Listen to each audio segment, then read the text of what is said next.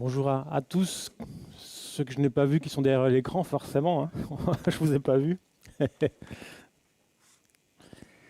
Je prie vraiment que le Saint-Esprit continue de souffler sur nous, sur ce qu'il veut dire à l'Église en général et à notre Église locale en particulier.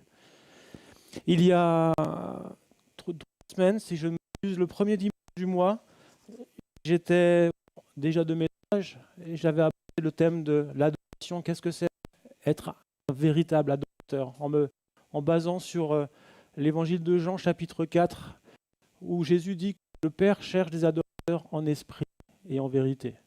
Et nous avions vu que l'adoration, grosso modo, dans la parole, il y a deux grandes notions différentes. La première, c'est l'intimité, et la deuxième, c'est l'obéissance. Et c'est comme dans la vie d'un couple. Ceux qui sont mariés depuis des années, vous me le confirmerez, il y a des moments privilégiés. Un week-end en amoureux, un dîner en tête-à-tête, privilégié avec une passion, et avec des moments de passion comme ça. Et c'est important d'avoir ça régulièrement dans une vie amoureuse. Mais en même temps, on ne vit pas cela 24 heures sur 24, 7 jours sur 7. Et de la même manière, avec Jésus, on a besoin d'avoir ces temps d'intimité, d'amour avec Jésus, des temps forts. Mais il y a aussi toute l'amour, la persévérance dans l'amour pour un couple. Et de la même manière, avec Jésus, il y a besoin de cette persévérance. D'un côté, l'intimité, ces temps forts, et de l'autre côté, l'obéissance, la persévérance dans le temps. Et ce matin, j'aimerais aller plus loin en me basant juste sur un verset. Un verset, sans être long, mais vraiment aller à l'essentiel et à nous interpeller. Romains chapitre 12, verset 1.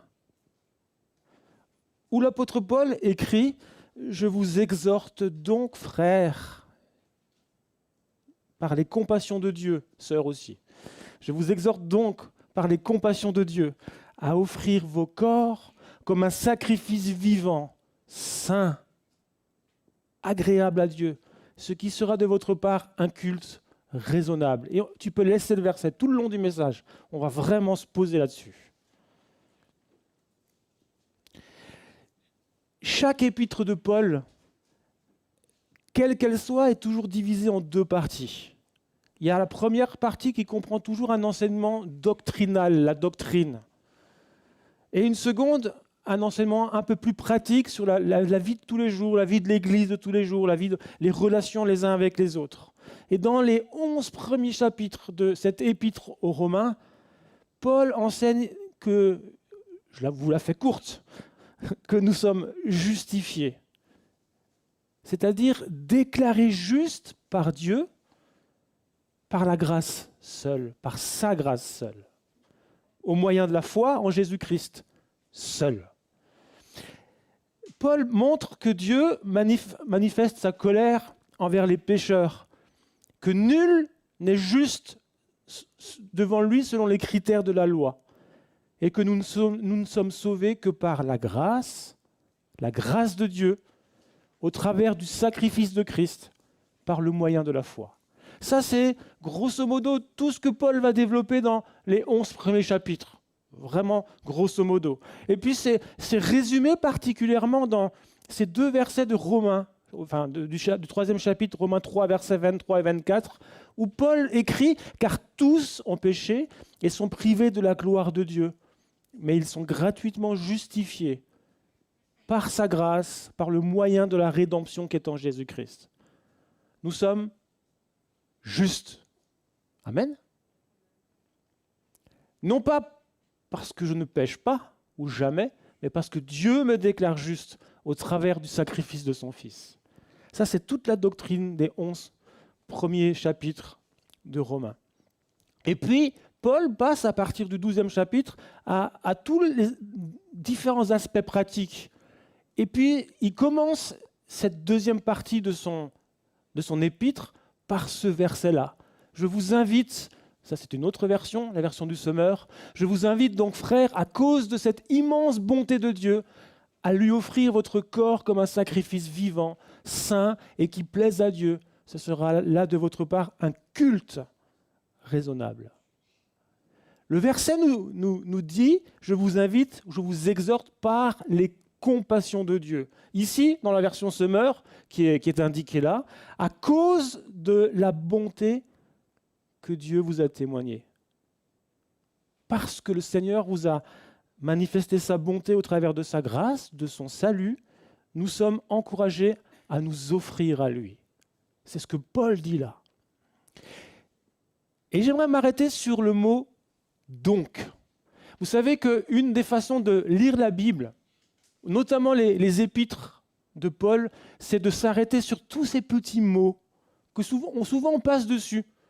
Et peut-être même de prendre notre Bible et de les entourer. C'est pourquoi. Donc, car, ainsi. Parce que ces petits mots font un lien entre une idée et une autre. Et quelquefois, en lisant la Bible et en s'arrêtant vraiment sur ces petits mots, on comprend une pensée qu'on n'avait peut-être jamais vue avant. Et ici, Paul dit « je vous invite ou je vous exhorte donc ». Pourquoi ce petit « donc » est là? Parce qu'il fait référence à tout ce qui est avant dans l'Épître aux Romains, et notamment le dernier verset du chapitre 11, où il est écrit « c'est de lui, par lui et pour lui que sont toutes choses ». Je le répète, c'est de lui, par lui et pour lui que sont toutes choses. Donc, je vous exhorte à offrir vos corps. Autrement dit, nous avons été créés, tu as été créé, j'ai été créé pour le Seigneur. J'ai été voulu et désiré par le Père. Tu l'as été également. Destiné à vivre pour sa gloire. Amen. Pour sa gloire. Et à cause de cela, donc, nous sommes appelés à nous offrir à Dieu comme des sacrifices vivants, saints. Je ne pensais pas aborder le thème de la sainteté, mais ça fait partie du package. Soyez saints comme je suis saint, dit le Seigneur dans, si je ne me trompe pas, l'Épître aux Hébreux. Et la sainteté dans nos vies fait partie de ce sacrifice que nous lui offrons, c'est de cette vie d'adorateur. Dans l'Ancien Testament, on le sait, le peuple d'Israël adorait Dieu en lui offrant des sacrifices d'animaux dont le sang qui était versé servait à la purification des péchés. Aujourd'hui, Jésus s'est donné lui-même comme un sacrifice qui est perpétuel, qui dure pour toujours. Et la seule acte d'adoration que nous avons à présent à produire ou à faire, le seul acte d'adoration acceptable, ça consiste à nous offrir entièrement, nous, pour le Seigneur. Et c'est là ce que Paul dit, ce sera de votre part un culte raisonnable. J'ai relevé une citation, je ne sais pas de qui, parce que c'était pas indiqué sur Internet, mais je vous la lis parce qu'elle reflète bien la pensée un point de ce verset. Et cette citation nous dit, dans la pensée de l'apôtre, le culte n'est plus représenté par les 2 heures consacrées à Dieu chaque semaine dans un temple. Ça devait être quelqu'un de protestant qui a dû écrire ça. Le culte est un art de renoncer pour aimer. Un art qu'il développe dans la suite de sa lettre, il parle de Paul. Un art de se soucier des malades, des humbles, de ceux qui ont besoin de secours. Et c'est là le nouveau culte raisonnable, logique, comme l'a bien montré Jésus lui-même.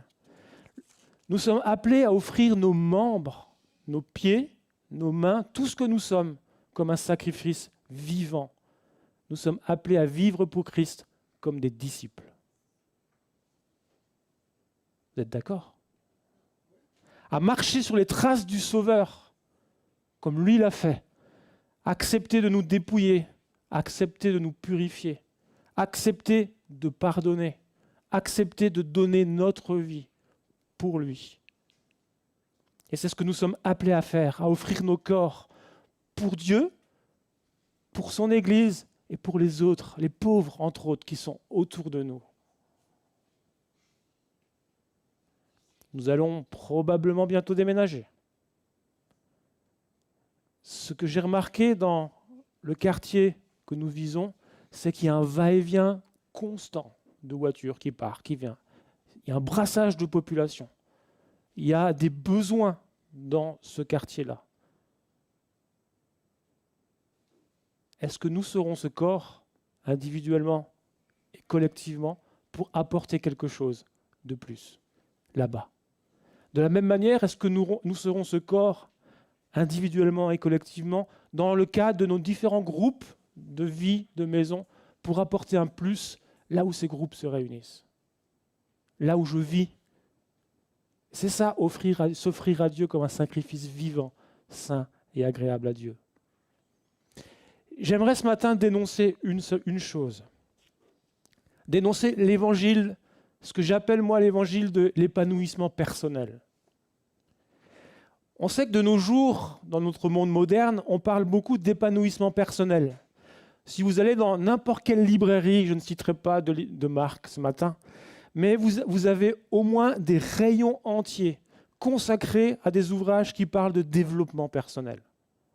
Apprendre à mieux se connaître, apprendre à développer ses talents, à valoriser ses compétences, apprendre à réaliser ses aspirations et ses rêves. C'est exactement la définition du développement personnel.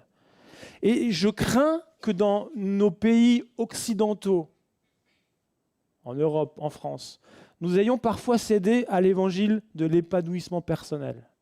Je viens à Dieu, je viens à Christ pour ce qu'il m'apporte, pour ses bénédictions.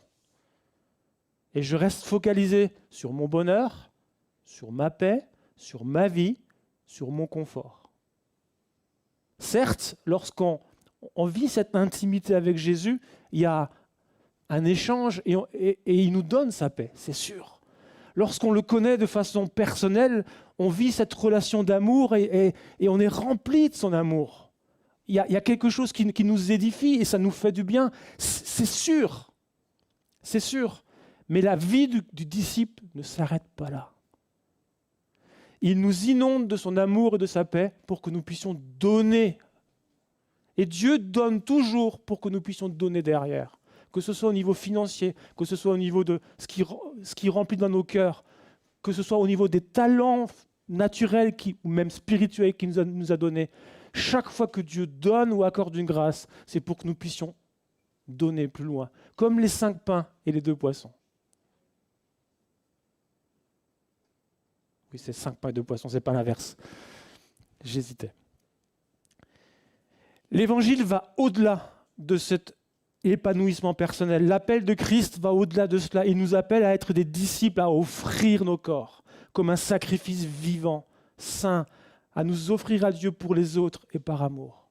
Jésus n'a pas annoncé cet évangile d'épanouissement personnel, il a annoncé l'évangile du royaume.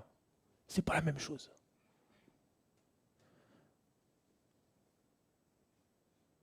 La première chose qu'il a prêchée, on le voit dans les évangiles, c'est le royaume de Dieu s'est approché de vous.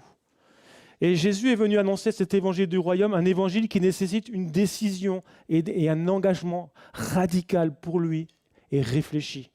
Et je crois que Philippe a cité ce verset la semaine dernière, et je veux encore le citer, qui illustre bien cette pensée-là, cette idée-là, dans Luc chapitre 9, versets 57 et quelques versets suivants.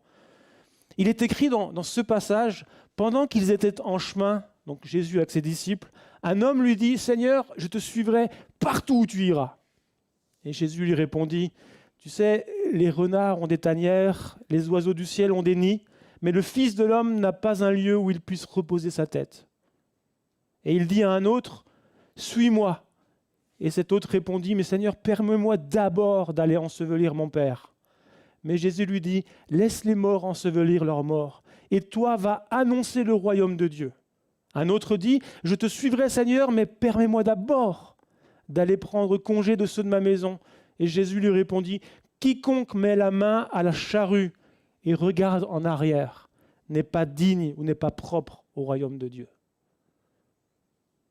L'évangile du royaume, Dieu nous bénit, certes. Mais l'évangile du royaume, ça nécessite un engagement de disciple radical.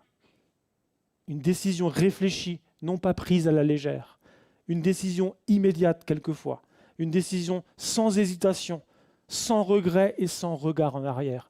Et c'est ça l'évangile que Dieu veut. Ce n'est pas un évangile de confort. Je crains que dans nos pays occidentaux, une nouvelle fois, nous ayons mis de côté la notion de la souffrance dans le service. Plusieurs responsables de réseaux d'églises en France se sont réunis ces derniers mois. Et puis, ils ont écrit une charte de ce que le Seigneur leur mettait sur le cœur. Et j'aimerais vous lire juste un tout petit extrait qui me semble bien illustrer cela. Il est écrit, ils écrivent, « Les premiers disciples ont été préparés et formés à affronter toutes les formes de souffrance, allant de l'opposition, de l'hostilité, qu'elle soit familiale ou sociale, jusqu'à la persécution qu'ils étaient invités à traverser avec joie. La souffrance allait de pair avec la mission. » C'est le temps d'intégrer dans notre vision du monde et donc dans la formation de disciples les réalités bibliques incontournables de la souffrance comme de la persécution. L'évangile ne peut être réduit à la perspective de l'épanouissement personnel, du bonheur et de la protection assurée. Nous devons centrer notre attention sur l'attachement au Seigneur, la foi dans sa souveraineté, l'accomplissement dans la mission de l'Église, la capacité à affronter l'injustice et à manifester la justice.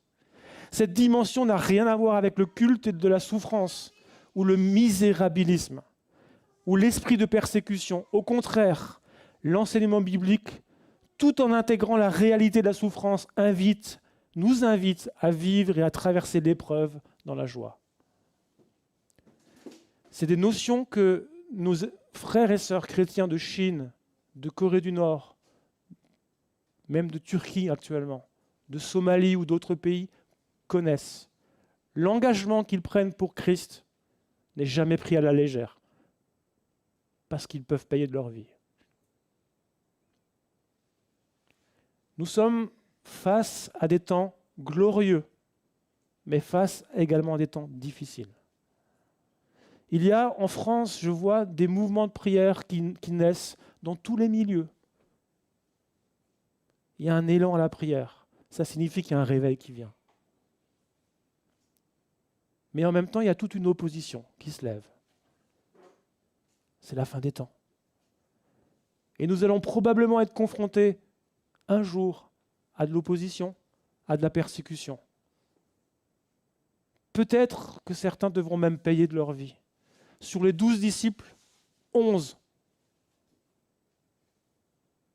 ont été des martyrs. 11. 11 sur 12. Le seul qui n'a pas été un martyr, c'est Judas. Et j'aimerais qu'on sorte de cet évangile de centré sur nous-mêmes. Dieu nous bénit parce qu'il est notre Père, c'est vrai. Mais l'évangile que nous annonçons, c'est un évangile du royaume.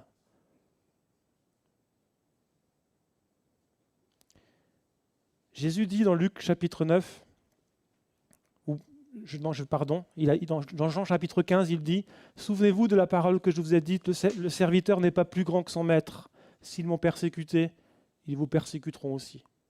S'ils ont gardé ma parole, ils garderont aussi la vôtre. » Paul dira encore à Timothée, 2 Timothée 3, verset 12, « Or, tous ceux qui veulent vivre pieusement en Jésus-Christ seront persécutés. » Et on arrive dans des temps de la fin où si nous voulons vivre pieusement en Jésus, même si nous voulons vivre pieusement, si ce n'est que par rapport au mariage, par rapport aux relations intimes, qui, selon la Bible, ne se font pas en dehors des liens du mariage, annoncez cela à vos collègues, vous allez avoir des moqueries. Si on veut vivre pieusement en Jésus-Christ, nous aurons forcément déjà de l'opposition. Déjà maintenant, et ça risque de s'accentuer. La vie de disciple, un disciple, c'est quelqu'un qui accepte les disciplines du Seigneur. Et j'y viens. Jésus a dit, si quelqu'un veut venir après moi, qu'il renonce à lui-même, qu'il se charge chaque jour de sa croix et qu'il me suive. Car celui qui voudra sauver sa vie la perdra. Mais celui qui la perdra à cause de moi la sauvera. Luc chapitre 9, verset 23. Et nous sommes invités à nous offrir comme des sacrifices vivants, saints et agréables à Dieu. Et dans la vie de disciple, la notion de sacrifice, de souffrance, de mort à soi-même, de mort à nos propres ambitions, ça fait partie du lot, ça fait partie du paquet. Celui qui ne prend pas sa croix, qui ne me suit pas, n'est pas digne de moi, dira encore Jésus dans Matthieu chapitre 10, verset 38. Le sens de la croix, c'est d'être prêt à mourir avec et pour Jésus, pour le Christ. Cela signifie une consécration totale au Christ, même si cela devait nous coûter la vie. C'est un acte d'abandon. C'est un acte d'adoration. Ça signifie que ma vie, ma volonté, mes ambitions, mes désirs, mes espoirs sont donnés au Christ. Cela signifie que je ne me considère comme mort pour le Christ, afin que lui puisse venir vivre et régner en moi et à travers moi. Isabelle me racontait hier soir, je vous donne un exemple pratique. Elle m'a raconté hier soir, parce qu'on a passé la soirée chacun de notre côté. Et quand on s'est rejoint dans la chambre, elle m'a dit, laisse-moi tranquille, je suis en train de prier. Je suis seul à seul avec Jésus, laisse-moi tranquille. Et puis après, elle m'a expliqué, tu sais, j'avais prévu de plier le linge et en même temps de mettre la télé dans la chambre. Et au moment, notre télé, on la débranche à cause des ondes. Au moment où je mets la prise pour allumer la télé, j'ai une petite voix qui me dit, ne pouvez-vous pas veiller 1 heure avec moi? Mais la vie de disciple, c'est ça. C'est ces petites intuitions, petites voix du Saint-Esprit en nous, du Seigneur en nous, lorsqu'il nous appelle à faire quelque chose, d'obéir. Renoncer à soi-même, ça commence par là. Un disciple, c'est quelqu'un qui suit les disciplines, qui se discipline dans la prière régulière, dans la parole. Et on y viendra dans les semaines qui viennent parce que le groupe d'enseignement, on a travaillé dessus et on veut revenir sur les fondements pour tenir dans la fin des temps. Et l'un des fondements, c'est vraiment de s'attacher à la parole de Dieu. Et on verra plusieurs aspects. Comment approcher la Bible, l'étudier, la méditer, la proclamer, la lire déjà pour commencer. C'est quelque chose de primordial et important. J'ai entendu hier dans une pastorale que nous avions que de moins en moins de chrétiens lisent la Bible. Mes frères et sœurs, si vous en êtes là, vous êtes en danger. Vous êtes en danger. On ne peut pas se contenter d'un petit verset du top chrétien qui apparaît sur nos smartphones tous les matins avec un petit verset. Ça, c'est une cerise sur le gâteau. On a besoin de revenir à la Bible, à la parole, à la lire de A à Z, apprendre un livre biblique, de le lire de début jusqu'à la fin. Pas forcément en une fois, mais une lecture suivie, pas juste picorer. On reviendra là-dessus. Mais ça fait partie des disciplines qu'un disciple se doit d'acquérir. C'est indéniable et important. Nous devons mourir à nous-mêmes, à nos ambitions. J'ai été crucifié avec Christ, dirait encore Paul dans l'Épître aux Galates. Et je vis, si je vis, ce n'est plus pour moi, c'est plus moi qui vis, c'est Christ qui vit en moi. Si je vis maintenant dans la chair, je vis dans la foi au Fils de Dieu, qui m'a aimé, qui s'est livré lui-même pour moi. Le fait de prendre sa croix est quelque chose qui se passe dans les profondeurs de notre esprit humain. C'est quelque chose qui est essentiel à notre relation personnelle avec le Christ. Si je suis prêt à mourir pour le Christ, alors ma vie ne m'appartient plus. Elle est à lui. Ma vie lui appartient avec tout ce qu'elle comporte. Porter la croix, ça implique qu'il est le Seigneur, qu'il est mon Seigneur, mon Maître et mon Roi. Le Christ ne veut pas diriger ma vie tant que je ne me considère pas comme mort, comme crucifié. Il ne peut y avoir qu'un seul chef dans ma vie. Moi ou lui. Moi ou le Christ, moi ou Jésus. Quand je prends ma croix et que je meurs à moi-même, et ça se fait tous les jours, le Christ, Jésus, peut prendre la direction de mon existence. Et je peux devenir une bénédiction pour les autres. Et c'est ce que j'aimerais annoncer ce matin. C'est l'évangile du royaume. Pas un évangile à l'eau de rose. Et je conclurai par un verset d'Apocalypse chapitre 3, versets 20 et 21, où Jésus dira à l'église de Philadelphie, si je ne me trompe pas, j'ai un doute, mais vous vérifierez dans vos Bibles. « Voici, je me tiens à la porte et je frappe. Si quelqu'un entend ma voix et ouvre la porte, j'entrerai chez lui, je souperai avec lui et lui avec moi. » C'est l'intimité. Mais le verset continue et il est écrit « Celui qui vaincra, je le ferai asseoir avec moi sur mon trône. Comme moi j'ai vaincu, je me suis assis avec mon Père sur son trône. » Mes frères et sœurs, nous sommes appelés à vivre cette vie de disciples, de consécration, à offrir nos corps comme un sacrifice vivant, saint et agréable à Dieu. C'est ce que nous sommes appelés à faire.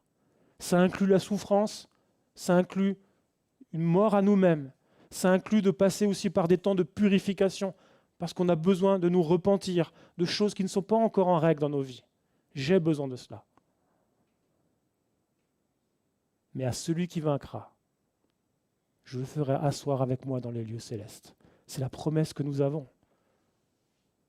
Ça inclut des moments d'intimité avec Dieu profonds, des moments où on s'épanouit, oui, mais ça inclut tout le reste. Et c'est ce que j'aimerais vraiment nous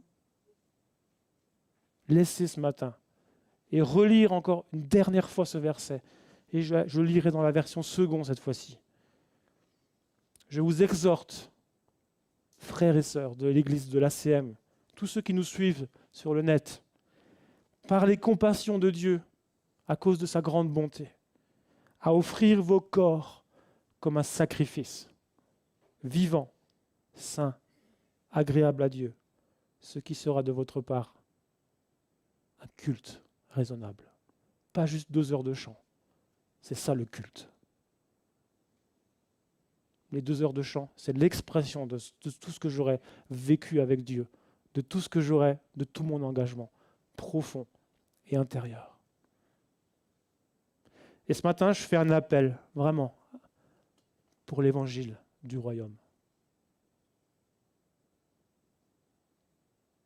Philippe souvent nous dit, lance des défis. Mais le défi pour ce matin et pour cette semaine, c'est vraiment qu'on puisse se reconcentrer sur Dieu, nous examiner nous-mêmes et dire, Seigneur, à quel évangile est-ce que j'ai répondu?